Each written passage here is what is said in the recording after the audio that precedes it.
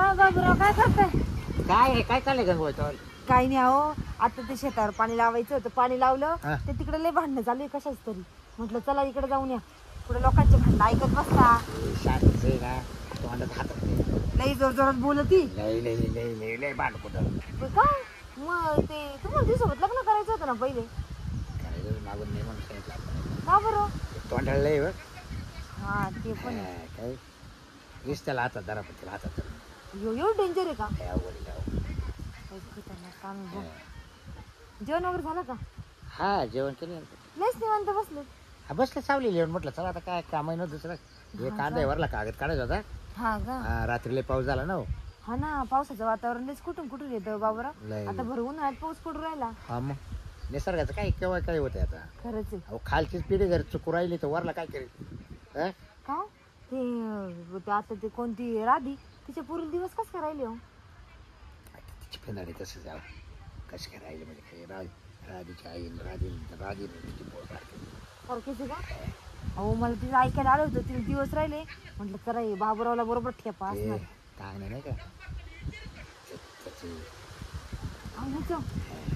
ही अवघडच आहे. कांगण्याला कळत नाही का बरं? सांगा बरं आता. वयाच्या मानात वागायला पाहिजे का? मग मुखात दात नाही त्याचं. हा कसं काय दिवस राहिले असं बरं एवढा म्हातारपणात बी?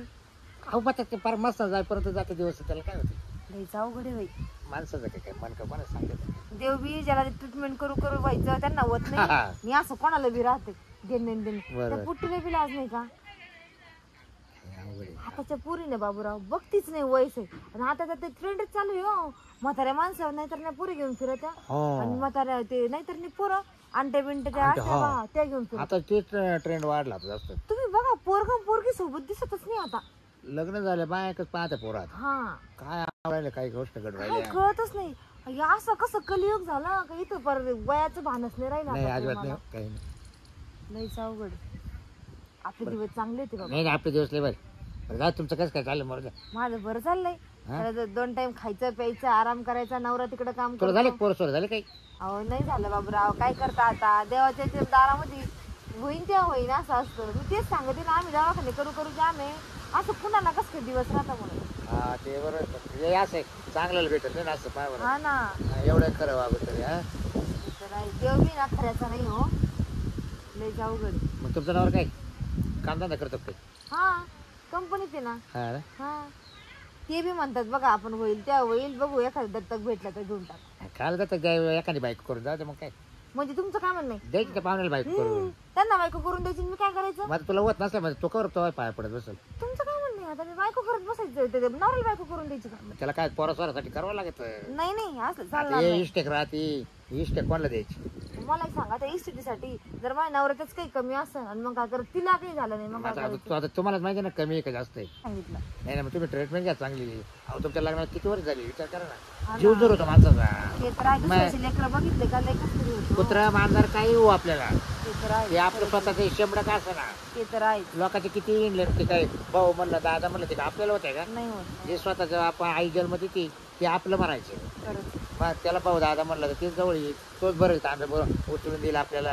हा नाही आता बघू चांगला एखादा दवाखाना बघून तिथे ट्रीटमेंट घेऊ बाबरा. हा म्हणून होतोय ट्रीटमेंट घ्या. काही असं आहे बघ पोरं काही वाटावं होती व्यवस्थित नाही. एवढी इष्ट फुकट लोकांना वाटून द्यायची. काळा कुठं म्हणजे कोल्या काढण्याची दन होईल माहिती का? हा ना. आपण काय करणार जेवायला मला येऊन लोक शेजारी पाहताचे नाव त्या भाऊ बंद येते. तुम्हाला कोणी काय म्हटलं निपुत्र त्याबद्दल? मग कोण म्हणत होतं? चॅम्पियन काय किती मला म्हणा ती गंगी निपुत्री म्हणा. तिचं तोंड पाहिलं का कामच होत नाही. अयो हा असं लय बाया बोलत राहते. अहो पण माझ्या हातात आहे का सांगा बरं बाबूराव.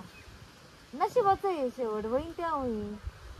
होते काळ असते तर होतच म्हणा. पण आता तुमच्या लग्नाला लय दिवस झाले ना त्याच्यामुळे माणसाला वाटत ना असं आहे ना. आता नाही मी एखाद्या चांगला डॉक्टर. तुमचं काय म्हणणं आहे? मी नवऱ्याला दुसरी बायकोच करून हा आता काय झालंय माहिती का मा मते बघ दुसरी बायको जर करून दिली ना तुम्ही तिला मुलगा बाळ काही हो मुलगी हो नाही तर मुलगा हो तो तुमच्याच मांडीवर खेळेल ना. तो तुमचाच मानायचा. काय फरक पडतो? बाबूराव माझा नवरा दुसऱ्यांचा बाईला करून द्यायचा हो माझं मनच नाही मानत ह्या गोष्टी. माझा नवरा दुसऱ्या बाईला करून द्यायचं हे मनच नाही मानत. दुसऱ्या बाईला तुमच्या नवऱ्याला करून द्यायचं माझा नवरा दुसऱ्या बाईच्या गळ्यामध्ये घालायचा हे मला आवडतच नाही. अच्छा अच्छा. पण आता चालायचं, आता या गोष्टी करताना करावंच लागेल ना तुम्हाला मुलाबाळासाठी, बरोबर आहे की नाही? मुलबाळ नसतं तुम्हाला दोघायला नवरा बायकोला जेवण तरी गोड जातं का तुम्हाला सांगा? किती पोर आहे बाबरा? मला 3 पोर आहे ना. पोरी किती आहे? आणि पोरगी एक होती ती वारली. तुमचीच पोर आहे का ते? हा मालेच तुमचीच आहे का? पाहिजे का तुम्हाला एखादं? नको नको नको, मला नको. मी ना बघ नवऱ्याला दुसरी बायको करून देते. हा का? हा ते म्हणतात तसंच करते मी आता. हा नवऱ्याला दुसरीच बायको मग करून काय देते. तुम्हाला तकलीफ काला काय?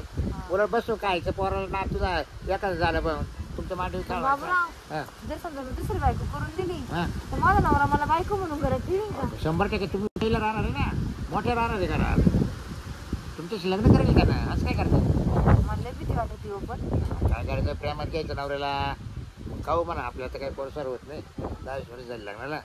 तुम्हाला मी जर परवाना दिलाच बायको करायला, तर मग तुम्ही मला त्रास नाही द्यायचे पुढं.